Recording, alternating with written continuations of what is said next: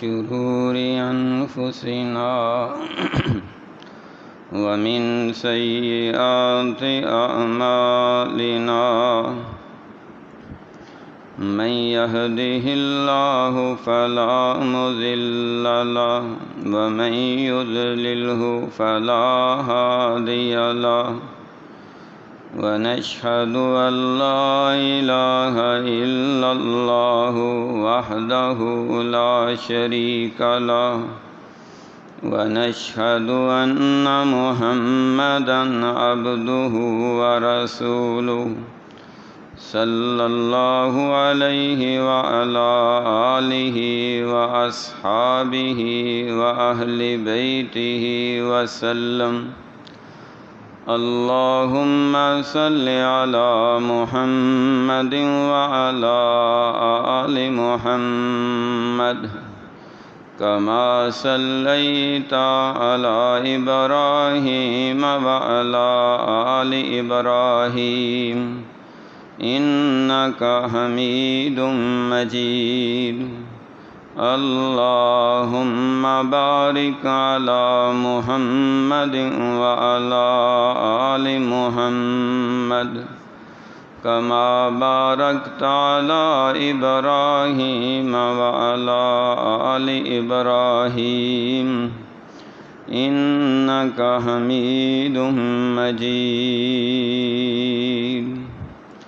أرسله بالحق بشيرا ونذيرا بين يدي الساعة سبحانك لا علم لنا إلا ما علمتنا إنك أنت العليم الحكيم رب اشرح لي صدري ويسر لي أمري واحلل عقدة من لساني يفقه قولي رب زدني علما وحلما وحكمة أما بعد فإن أحسن الحديث كتاب الله وخير الهدي هدي محمد صلى الله عليه وسلم وشر الأمور محدثاتها وكل محدثة بدعة وكل بدعة ضلالة وكل ضلالة في النار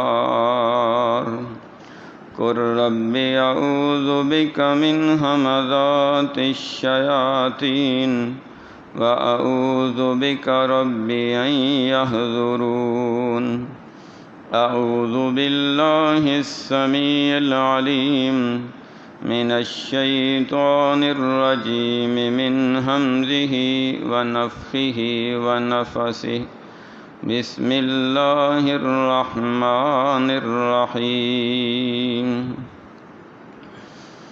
وقال إني ذاهب إلى ربي سيهدين رب هب لي من الصالحين فبشرناه بغلام حليم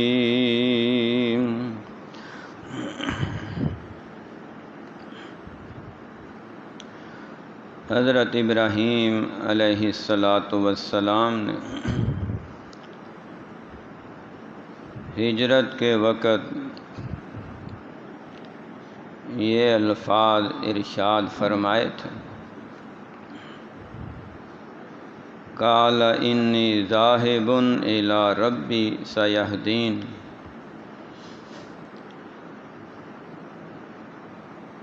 کسی نے پوچھا آپ گھر چھوڑ کے جا رہے ہیں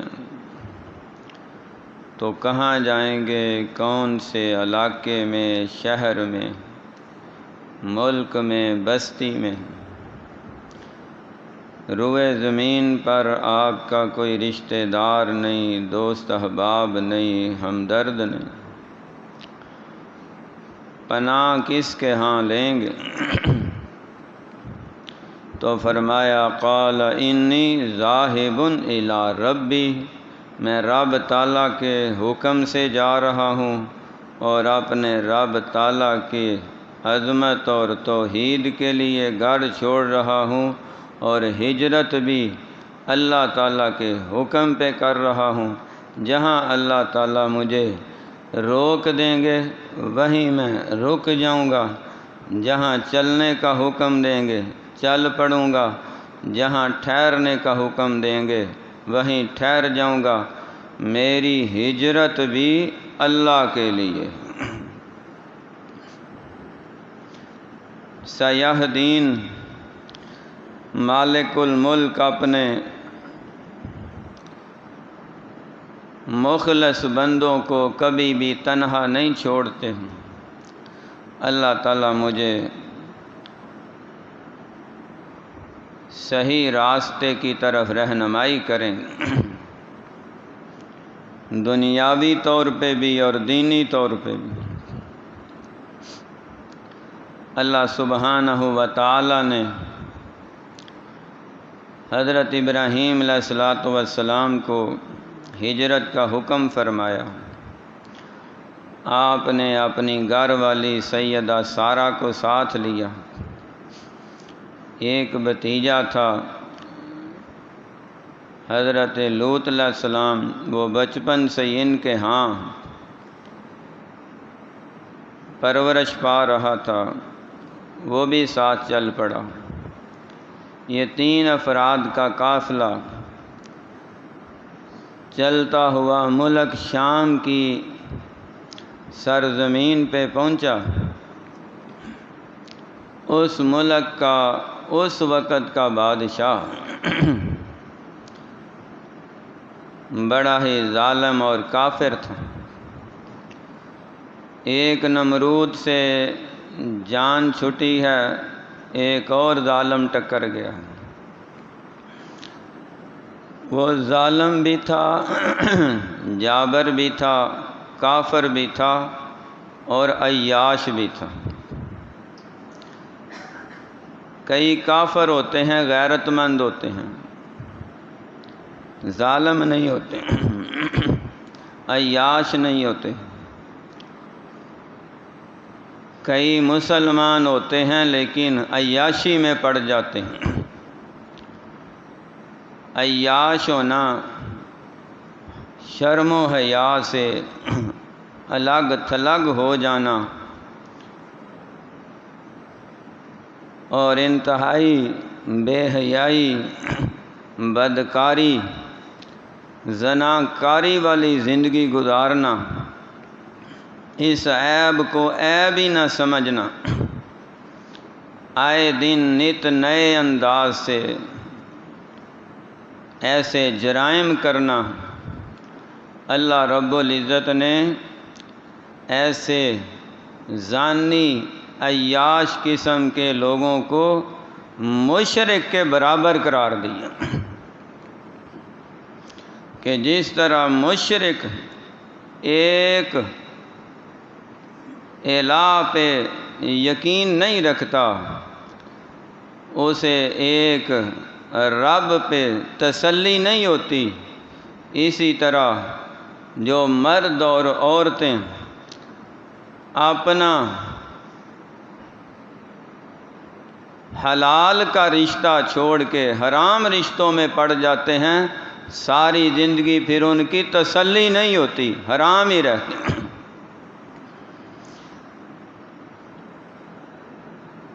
اہل علم نے لکھا ہے انسان کے دلی سکون میں 2 چیزیں رکاوٹ ہیں، دلی سکون میں 2 چیزیں رکاوٹ ہیں، کتاب و سنت کے خلاصے سے۔ ایک وہ بندہ کبھی بھی دلی اطمینان، دلی سکون نہیں پا سکتا جو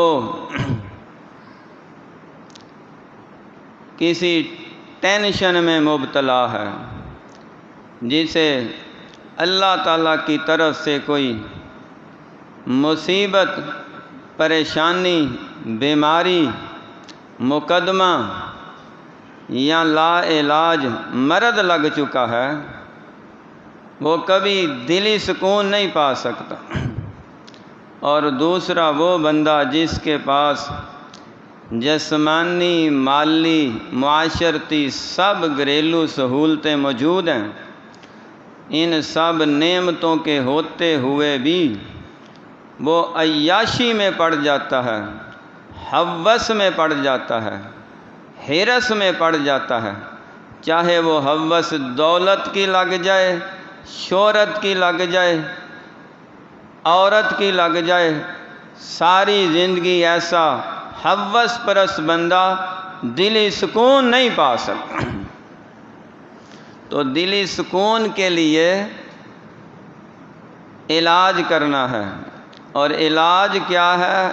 اللہ کا قرآن ہے، محمد کا فرمان ہے، اور آخرت کی فکر ہے۔ ان چیزوں کو اپنے اوپر لاگو کرے، آہستہ آہستہ دل کا زنگ اتر جائے گا، دماغ کا خمار ختم ہو جائے گا، اللہ اسے دلی سکون عطا فرما دیں۔ وہ بادشاہ ساری سہولتیں، ساری نعمتیں ہونے کے باوجود بھی عیاشی میں پڑا ہوا ہے، اور عجیب طریقے سے گناہ کرتا ہے۔ جس بھی جگہ سے پتہ چلتا ہے کہ فلاں جگہ پہ شادی ہوئی ہے، تو فوراً اپنے ہرکارے اور اپنے فوجی بھیج کے وہاں سے دلہن کو اغوا کر لیتے ہیں، اٹھا لیتے ہیں، زبردستی لے جاتے ہیں کہ دلہا اپنی دلہن کو بعد میں دیکھے گا، پہلے بادشاہ دیکھے گا۔ استغفر اللہ۔ وہ کچھ دن کے لیے بادشاہ کے پاس رہتی، پھر اسے اجازت ہوتی کہ تم اپنے خامد کے پاس جا سکتی۔ اس قدر گنونے جرم میں وہ بندہ مبتلا تھا۔ اللہ تعالیٰ کچھ وقت کے لیے ایسے لوگوں کو مہلت دیتے ہیں، پھر جب پکڑ آتی ہے تو بڑی سخت آتی ہے۔ حضرت ابراہیم علیہ الصلوۃ والسلام سیدہ سارہ کو ساتھ لے کر جا رہے تھے، اس ملک میں پہنچے، چوکیداروں نے پوچھا آپ کا رشتہ کیا ہے؟ اطلاع مل چکی تھی کہ یہاں بادشاہ پکڑ لیتا ہے۔ اپنی زوجہ محترمہ سے کہنے لگے تم نے یہ کہنا ہے کہ ہم بھائی اور بہن ہیں، خامد بیوی نہیں کہنا۔ یہ روحانی طور پہ کہا کہ اسلامی رشتے میں تو ہم بہن بھائی لگتے ہیں، اور اس وقت پوری زمین پہ ہم ہی مسلمان ہیں، لہذا اسلامی رشتہ ہونے کی بنا پہ ہم ایک دوسرے کے بہن بھائی ہیں۔ ہو سکتا ہے اس طریقے سے بادشاہ عزت پہ ہاتھ نہ ڈالے، چھوڑ دے، لیکن وہ کم بخت بدبخت پھر بھی باز نہ آیا، بہن بھائیوں کو چھوڑ دیتا تھا، خامد بیوی کو نہیں چھوڑتا۔ اس نے پھر بھی جب شہرت سنی نا کہ وہ جو عورت ہے بڑی ہی حسینہ، جمیلہ، محجبینہ، ایک پری پیکر ہے، تو وہ رہ نہ سکا اور کہتا ہے فوراً اریسٹ کر کے لاؤ۔ سیدہ سارہ رضی اللہ تعالی عنہا صلوات اللہ علیہا سلام اللہ علیہا، یہ حضرت ابراہیم علیہ الصلوۃ والسلام کی گھر والی ہے، زوجہ محترمہ، اہل بیت ہیں، کیونکہ اہل بیت شروع ہی بیویوں سے ہوتے ہیں، قرآن نے انہیں اہل بیت کہا ہے، اور اہل بیت کو یطہرکم تطہیرا، چادر تطہیر پہنائی گئی ہے، وہ پاکیزگی، طہارت اور ہر طرح کی پاک دامنی کے تاجور ہوتے ہیں، برائی ان کے قریب بھی نہیں پھٹک سکتی۔ عام مسلمان بندہ، مومن آدمی، جہاں تک مجھے سمجھ آئی ہے، اگر ایک آدمی ساری زندگی اپنی بیوی پر ہی کفایت کرتا ہے، اس معاشرے میں ایک لڑکا، ایک نوجوان، ایک مرد صرف اپنی بیوی سے ہی حلال طریقے سے جائز ضرورت پوری کرتا ہے، مرتے دم تک اسی پہ رہتا ہے، کوئی حرام کام نہیں کرتا، کسی غیر محرم عورت کے سطر کو نہیں دیکھتا، اس کے قریب نہیں جاتا، میرے خیال سے اللہ بڑا غفور الرحیم ہے۔ ایک یہ نیکی اگر اللہ تعالیٰ اس کی نامہ اعمال میں وزن پہ رکھ دیں، اس کی نجات کے لیے یہی کافی ہے، اتنا بڑا وزنی عمل ہے۔ باقی اعمال تو پھر بعد میں ہیں۔ اور جو بندہ، یہ بات بھی نتیجے میں آئی ہے، جو بندہ اپنے جسم کو غیر محرم سے بچاتا ہے، وہ باقی نیک اعمال بھی پابندی سے ادا کرتا ہے۔ یہ نہیں ہو سکتا کہ بندہ بڑا ہی پاک دامن ہو اور بے نماز ہو، یہ ہو ہی نہیں سکتا۔ جو برائیوں میں پڑے ہوتے ہیں ان میں سے اکثر بے نماز ہوتے ہیں۔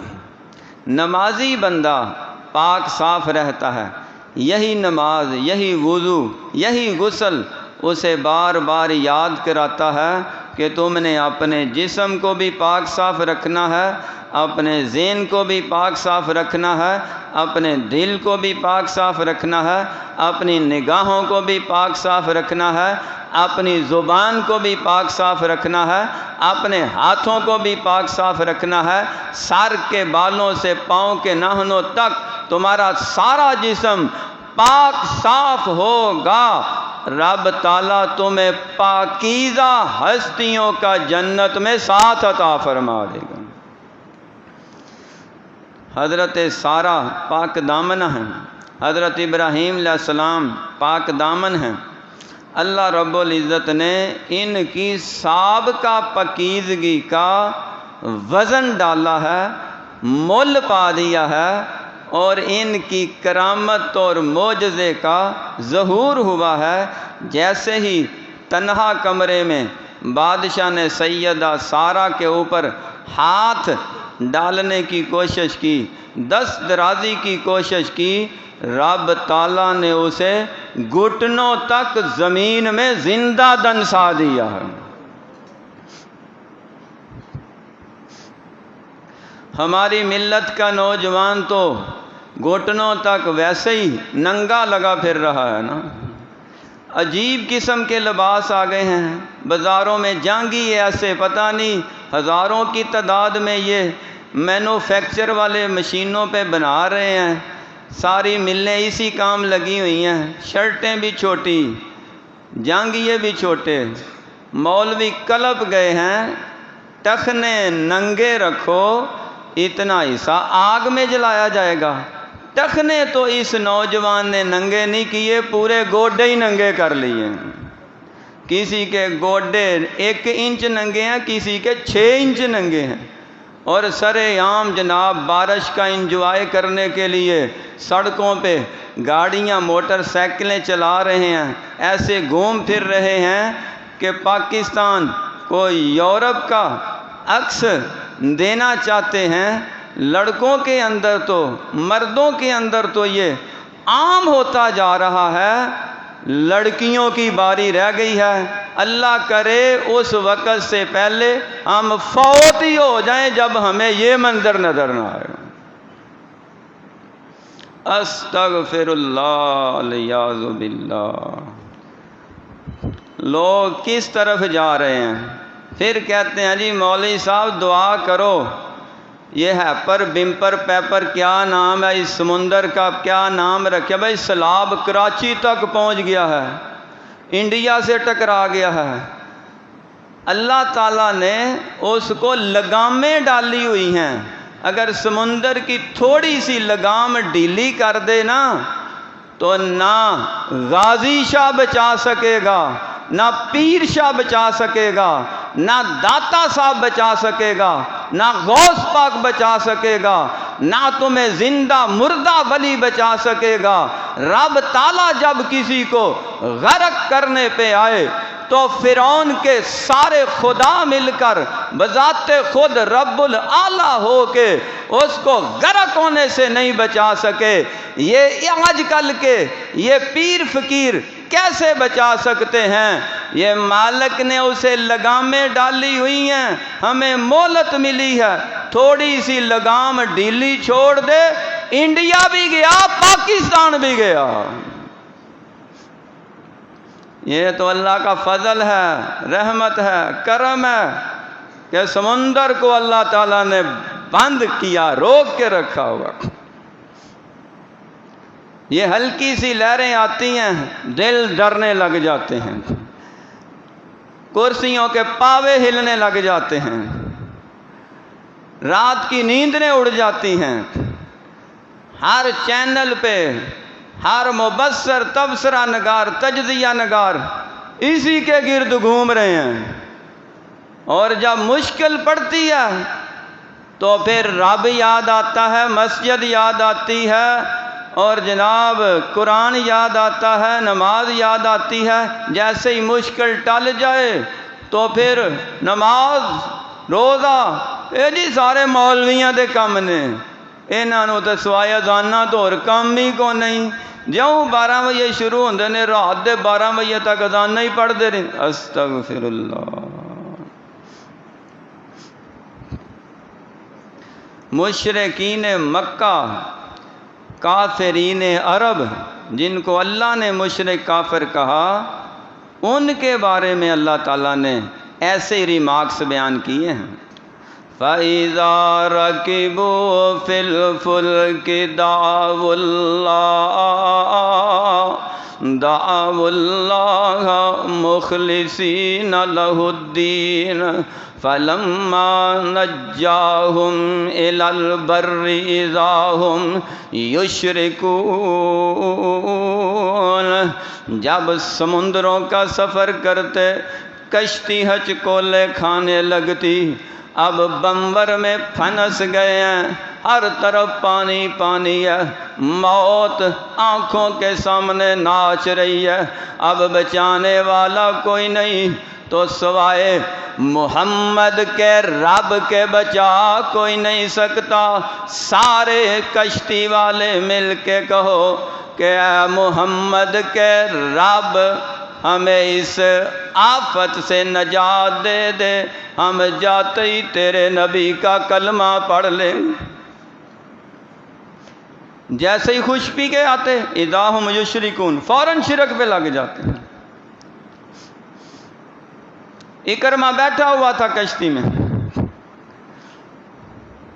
ملا کہنے لگا پھنس گئے، یہاں سوائے محمد کے رب کے صلی اللہ علیہ وسلم کوئی کام نہیں آئے گا۔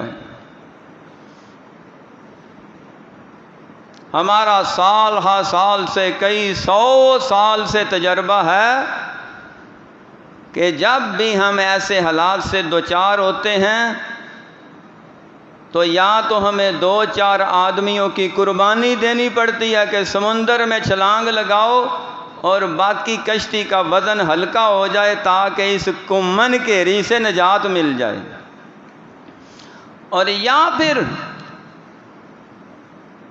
عرش والے کو پکارو۔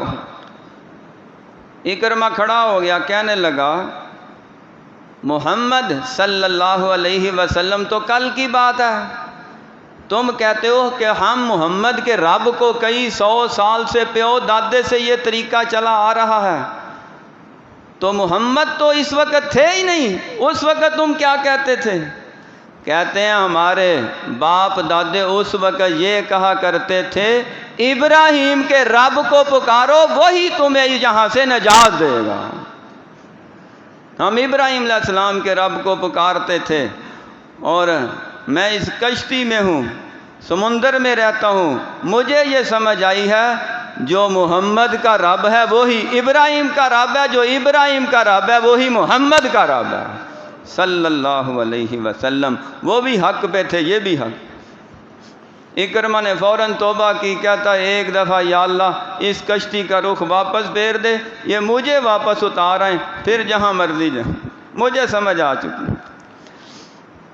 حضرت ابراہیم علیہ السلام کا تصور کئی ہزار سال تک سے ان کافروں کے دلوں میں بھی تھا اور ان کے عقائد میں بھی تھا، وہ بھی اپنے آپ کو ابراہیمی کہتے تھے، اگرچہ دین بدل دیا تھا۔ اللہ تعالیٰ نے اس بادشاہ کے سامنے اماں جی سارا کی اس کرامت کو ظاہر کیا، وہ بادشاہ گھٹنوں تک زمین میں دنس گیا، وہی بت بن گیا۔ لیکن اللہ ہے، اللہ شہنشاہ بادشاہ ہے، زبان ابھی چل رہی ہے، باقی سارا جسم پتھر بن چکا ہے، زبان چل رہی ہے۔ کہنے لگا اے عورت، تم اپنے رب سے کہو مجھے اس مصیبت سے نجات دے تو میں تمہیں جانے دوں گا، کچھ نہیں کہوں گا۔ اماں جی نے دعا کی، یا رب تعالیٰ یہ کہہ رہا اس کو چھوڑ دو، نیک لوگوں کے دل نرم ہوتے ہیں۔ بخاری شریف میں لکھا ہے وہ جیسے ہی باہر آیا ایسے پاؤں نکالے جیسے دل سے پاؤں باہر نکالتے ہیں، زمین نرم ہو گئی۔ اس نے بجائے پیچھے ہٹنے کے ایک قدم اور آگے بڑھا دیا۔ ہوس پرست بندہ، عیاش پرست بندہ مرتے دم تک سکون نہیں پا سکتا، ہوس میں آگے بڑھتا جاتا ہے۔ اسی لیے تو آقا علیہ السلام نے فرمایا تھا جو مال کا حریص ہے، جو دولت کا لالچی ہے، اور جو شہرت کا لالچی ہے، جو عورت کا لالچی ہے، یا کوئی عورت خراب ہو جائے برے مردوں کی لالچی ہے، ایسے ہوس پرست لوگوں کو، ہر بندے کو نہیں، کئی مومن مسلمان بڑے بڑے دولت مند بھی ہیں اور بڑے بڑے نیک بھی ہیں، ان کی بات نہیں۔ ہوس پرست ہو، چاہے کلمہ پڑھتا ہے چاہے نہیں پڑھتا، کلمے سے پہلے یا کلمے کے بعد عیاشی اگر اس کے دل میں آ گئی ہے تو آقا علیہ السلام نے فرمایا ایسے ہوس پرست بندے کے منہ کو کوئی چیز نہیں بھر سکتی، قبر کی مٹی بھرے گی اس کو، مرتے دم تک یہی اثر ہے۔ اس نے ایک قدم آگے بڑھایا، پھر ہاتھ ڈالنے کی کوشش کی، اماں جی نے پھر منہ ہی منہ میں، زبان ہی زبان، دل ہی دل میں اللہ کو پکارا۔ اللہ تو اپنے بندوں کے التجا کے جیسے انتظار میں ہوتے ہیں۔ ایک اللہ والے سے ملاقات ہوئی، اللہ کے اولیاء اس وقت بھی ہیں، نبیوں کا سلسلہ مکمل ہو چکا ہے، لیکن اللہ کے ولی قیامت تک آتے رہیں گے۔ ایک اللہ کے ولی سے ملاقات ہوئی، باتوں ہی باتوں میں کسی نے پوچھ لیا، سے مجلس لگی ہوئی تھی، کہنے لگے جناب حضرت صاحب، صوفی صاحب آپ یہ بیان کریں کہ کبھی آپ کے دل کی کوئی مراد پوری ہوئی ہے جو آپ نے اللہ سے مانگا ہو اور اللہ تعالیٰ نے فوراً عطا کر دیا؟ فرمانے لگے جو بھی مانگا ہے نا اپنی ذات کے لیے جائز مانگا ہے اور فوراً پورا ہوا ہے، فوراً پورا ہو، فوراً قبول ہوئی ہے۔ ہمیں تو ایسے لگتا ہے جیسے رب ہے ہی ساڈا، کہ اللہ تو اس انتظار میں ہے کہ کیسے میرا، جیسے میرا بندہ کہے فوراً میں اس بندے کی دعا پوری کر دوں، اس کی ضرورت پوری کر دوں۔ خود ہی کو کر بلند اتنا ہر تقدیر سے پہلے، اقبال فرماتے ہیں خود ہی کو کردار ایسا بناؤ، اپنا کریکٹر ایسا بناؤ، گفتار ایسی بناؤ، ضمیر ایسا بناؤ، اپنا وقار ایسا بناؤ، خود ہی کو خودداری ایسی رکھو، خود ہی کو کر بلند اتنا ہر تقدیر سے پہلے، خدا بندے سے خود پوچھے بتا تیری رضا کیا ہے۔ اللہ تعالیٰ تو وَلَكُمْ فِيهَا مَا تَشْتَهِي أَنفُسُكُمْ وَلَكُمْ فِيهَا مَا تَدَّعُونَ، دنیا میں ہی اپنے نیک بندوں کے ہر غم فکر خوف و ہراس کو دور کر دیتے ہیں اور ان کی ہر دلی تمنا کو دنیا سے ہی پورا کرنا شروع کر دیتے ہیں، اور ایسے بندوں کو دل سے یقین ہو چکا ہوتا ہے کہ ہم اللہ کے اولیاء بن چکے ہیں۔ کسی اللہ والے سے کسی آدمی نے دعا کرائی، کئی بار دعا کرائی، قبول نہ ہوئی۔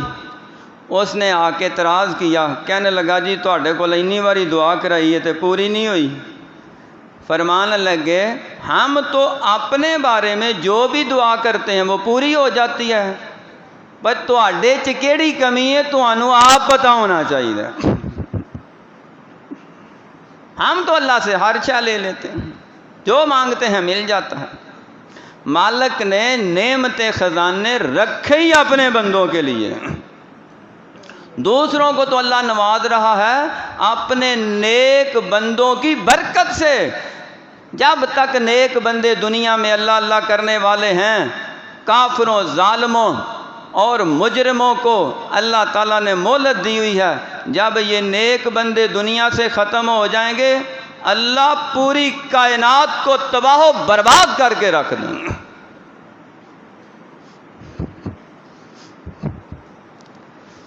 نیک بندوں کی قدر کرنی چاہیے، ڈھونڈنے چاہیے، پھر ان کی عزت احترام اور قدر کرنی چاہیے۔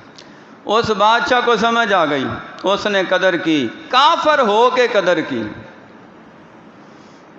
دوسری بار پھر پکڑا گیا، پھر دعا کرائی، اخیر کہنے لگا جی ہم آپ سے مقابلہ نہیں کر سکتے، لہذا آپ چلے جائیں، لیکن تحفے کے طور پہ میں اپنی بیٹی، بعض مفسرین نے بیٹی لکھا ہے، بعض شارحین نے اس کے گھر کی کوئی کنیز لکھا ہے، کہ ایک نوجوان ان میرڈ کنواری لڑکی تھی، وہ سیدہ سارہ کی خدمت میں ان کی ملازمہ بنا کے ان کے ساتھ روانہ کر، محل کی شہزادی ہے،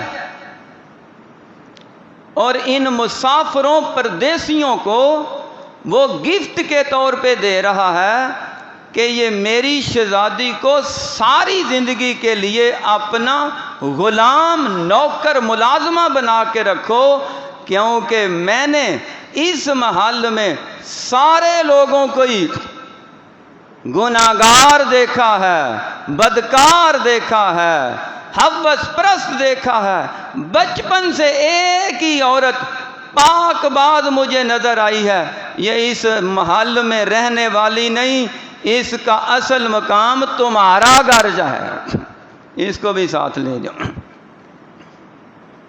اس کا نام پتہ نہیں کیا تھا، کوئی پتہ نہیں۔ اماں جی سارہ رضی اللہ تعالیٰ عنہ باہر تشریف لائیں محل سے۔ اس وقت حضرت ابراہیم علیہ السلام وہاں ایک باغیچے میں نماز پڑھ رہے تھے۔ مشکل اوقات میں، صحیح بخاری شریف میں لکھا ہے، مشکل اوقات میں نماز ہی کام آتی ہے۔ جب سے محل میں عورت کو بادشاہ نے بلایا، اس وقت سے ابراہیم علیہ السلام نفل نماز پڑھ رہے ہیں۔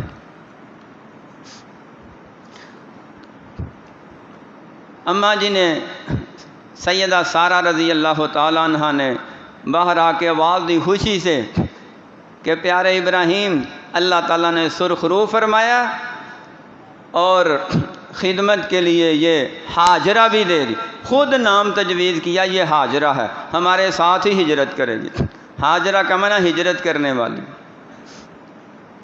بادشاہ نے یہ مجھے گفٹ دیا ہے تو یہ میں آپ کو خبا کرتی ہوں، یہ اب آپ کی ہے، آپ کی لونڈی ہے، آپ کی خادمہ ہے۔ ابراہیم علیہ السلام نے نماز مکمل کی تو وہ آپ کو پوری داستان سنانے لگی کہ محل میں یہ ہوا ہے۔ فرمانے لگے مجھے نہ سناؤ، حالت نماز میں اللہ نے محل کے اندر والا منظر مجھے سارا دکھا دیا ہے۔ شاعراں دی سبحان اللہ دی آواز آئی ہے۔ یہ نہیں جی سبحان اللہ آندے کوئی ایمان افروز بات ہو نا انہوں نے جمعہ چپ کر کے سننا چاہیے، بس چپ کر کے تو سنو تو سبحان اللہ کہنا تو جائز ہے نا، سبحان اللہ چپ کے منافی نہیں ہے، یہ اللہ کا ہی ذکر ہے۔ اللہ اکبر۔ تو حضرت ابراہیم علیہ السلام نے سیدہ حاجرہ کو حاجرہ سے ہی پکارا ہے کہ یہ حاجرہ ہی ہے، نام ہی حاجرہ ہو گیا، اور سیدہ حاجرہ رضی اللہ تعالیٰ عنہ کو دوسرے ہی لمحے آزاد کر دیا کہ اب یہ ہماری خادمہ نہیں، اس کو اس کے معیار، منصب، سٹیٹس، عہدے کے مطابق ہم نوکر بنا کے نہیں رکھیں گے، گھر کی مالکہ بنا کے رکھیں گے۔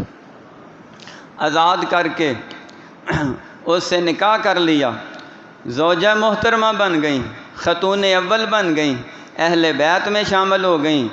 اللہ تعالیٰ نے اس عورت کو یہ مقام اور منصب عطا فرمایا کہ اس سیدہ حاجرہ نامی عورت سے اللہ رب العزت نے کائنات کی وہ عظیم ترین ہستی کو پیدا فرمایا جن جیسا اللہ نے کائنات میں بنایا ہی نہیں، جنہیں ہم محمد الرسول اللہ کہتے ہیں صلی اللہ علیہ وآلہ وسلم۔ آقا علیہ الصلوۃ والسلام اسی سیدہ حاجرہ کی نسل سے، آل اولاد سے ہیں۔ سیدہ حاجرہ رضی اللہ تعالی عنہا کو اللہ کے حکم کے مطابق کچھ عرصے کے لیے اپنے ساتھ رکھا اسی ملک شام میں۔ محل سے باہر نکلے، بادشاہ نے پیچھے بنجے بھیج دیے کہ اے پردیسی اور اے مسافرو، اب تمہارا کہاں کا ارادہ ہے؟ انہوں نے کہا جی جہاں ہمارا رب لے جائے گا۔ اس نے ریکویسٹ کی، گزارش کی کہ آپ ہمارے یہاں مہمان ہیں، جب تک آپ کا جی چاہے آپ یہاں رہیں۔ اللہ تعالیٰ اسباب پیدا کرتا ہے۔ اس بادشاہ کے دل پہ اتنا اثر ہوا، اس نے محل میں جگہ دے دی۔ حضرت ابراہیم علیہ السلام وہ جو چھوٹا سا گھر چھوڑ کے آئے تھے، جس گھر میں بھی اکثر ان کے مخالف تھے، سوائے والدہ کے سارے دشمن تھے، اب اس گھر سے اللہ تعالیٰ نے محل عطا فرما دیا۔ اس محل میں یہ ابراہیم علیہ السلام اپنی فیملی سمیت رہے، تبلیغ کی، تشہیر کی، دین پھیلایا، توحید پھیلائی۔ آہستہ آہستہ سارے محل کے سارے ملازم ابراہیم علیہ السلام کے ہاتھ پہ کلمہ پڑھ کے مسلمان ہو چکے ہیں۔ جب ساری رایا ٹھیک ہو گئی نا تو انہوں نے حکمران بھی بدلنے کا پروگرام بنا لیا۔ کبھی حکمران کے بدلنے سے رایا بدلتی ہے اور کبھی رایا کے بدلنے سے حکمران بدلتا ہے۔ انہوں نے کہا جی اب ہم تو مسلمان ہو چکے، ہمارے اوپر کافر بادشاہ رہ نہیں سکتا۔ بادشاہ سے کہا ریزائن دے دو، استعفیٰ دے دو، چھوڑ دو عہدہ، اب تم اس قابل نہیں، یا پھر کلمہ پڑھو مسلمان ہو جاؤ۔ انہوں نے بالاتفاق حضرت ابراہیم علیہ السلام کو اپنا حکمران بنا لیا۔ کہاں سے چلے، کہاں پہنچے؟ آگ سے اللہ نے نکالا، بادشاہ بنا دیا۔ اور ابراہیم علیہ السلام کی آل سے حضرت یوسف علیہ السلام کو کنویں سے نکالا، مصر کا بادشاہ بنا دیا۔ اللہ اکبر۔ اور شارحین نے یہ بھی لکھا ہے، شرح کرنے والوں نے، کہ حضرت ابراہیم علیہ السلام کی حکومت یہ شام کی یہ سرحد تک نہیں تھی، عراق بھی اس میں شامل تھا، اور اس ملک شام بھی، بیت المقدس فلسطین جو بعد میں بنا، یہ سارا خطہ عرب سمیت سوائے اس ہندوستان اور یہ تھوڑے سے بر صغیر کے ایریے کے، پورے عرب پہ اگر سکہ چلتا تھا، آرڈر چلتا تھا، حکم چلتا تھا تو حضرت ابراہیم علیہ السلام کا چلتا تھا، اور ابراہیم علیہ السلام نے جتنی دیر بھی حکومت کی ہے اللہ تعالیٰ کے نازل کردہ فرمان کے مطابق کی ہے. ساری زندگی نہ اپنی مرضی کی ہے، نہ رایا کی مرضی دیکھی ہے، نہ جمہوریت کو دیکھا ہے، نہ آمریت کو دیکھا ہے، نہ بڑے بڑے عہدے داروں کو دیکھا ہے، نہ سرمایہ داروں کو دیکھا ہے، نہ جگیرداروں کو دیکھا ہے، بلکہ انہوں نے اپنے پیش نظر رکھا ہے تو اپنے رب کی رضا کو رکھا. ایسا دین پھیلایا کہ ملک شام نہیں پورے عرب میں اس وقت اسلام کے وہ جڑیں گاڑ دی ہیں کہ ابراہیم علیہ السلام کا تذکرہ کرنے والے روئے زمین پہ موجود ہیں. ہر مکتبہ فکر، ہر مذہب کے ماننے والے جو آسمانی مذہب کو مانتے ہیں وہ سارے حضرت ابراہیم علیہ السلام کو اپنا امام اور رہنما اور پیشوا سمجھتے ہیں. اللہ سبحانہ و تعالیٰ نے حضرت ابراہیم علیہ السلام کو سیدہ ہاجرہ سے ایک چاند جیسا بیٹا عطا فرمایا. پیارا سا بیٹا تھا. دوسری بیوی جو بعد میں بیوی بنی، بیٹا اللہ نے پہلے عطا فرمایا. سیدہ ہاجرہ کے ہاں بیٹا ہوا، نام رکھا اسماعیل.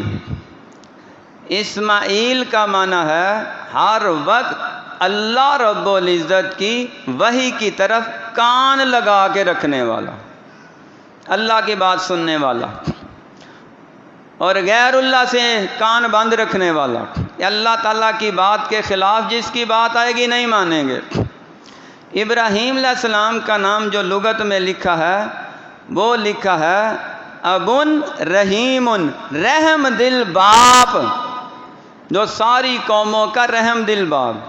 اور بعد نے اس کا معنی لکھا ہے ابو الابا، ساری قوموں کا باپ.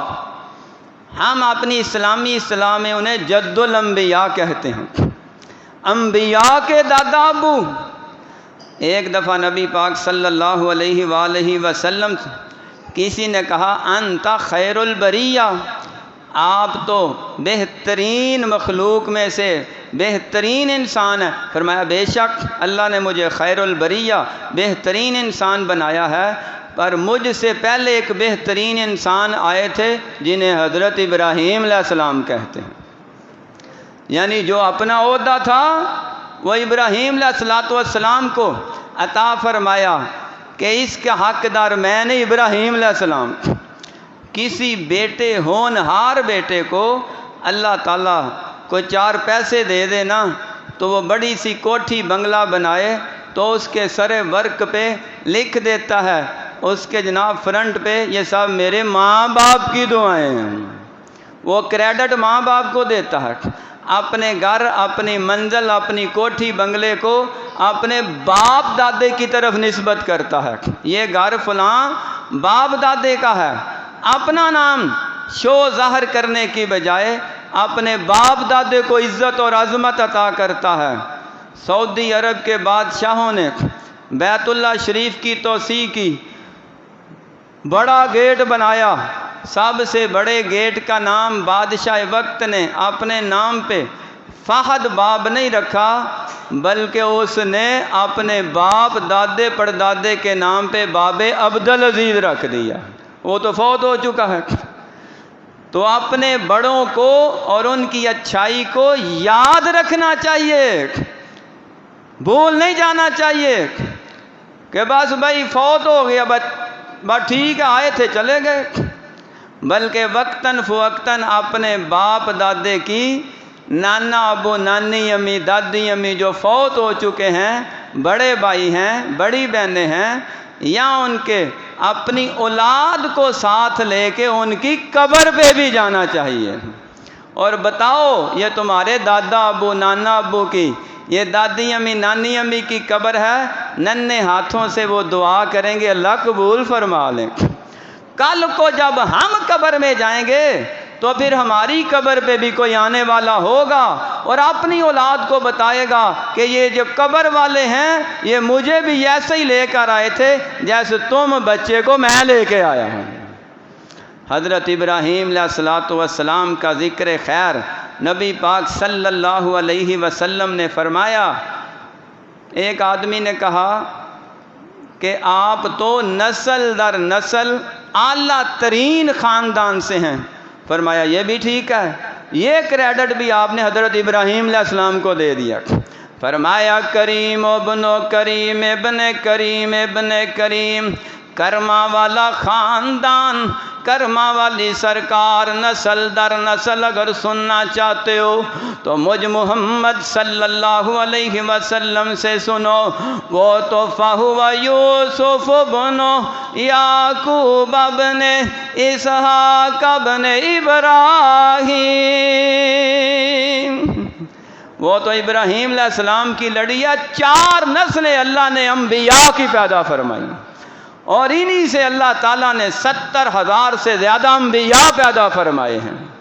نبی پاک صلی اللہ علیہ وآلہ وسلم نے جو نماز میں ہمیں درود و سلام سکھایا ہے، اپنے نام کے ساتھ سارے انبیاء کی شان زیادہ ہے۔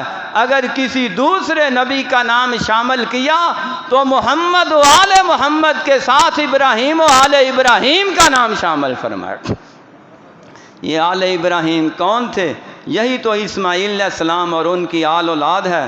یہ کہاں آباد ہوئے، پھر ان کے واقعات کیا ہیں، ان کا تذکرہ انشاءاللہ آئندہ جمعہ بیان کریں گے۔ آخر دعوانا الحمدللہ رب العالمین۔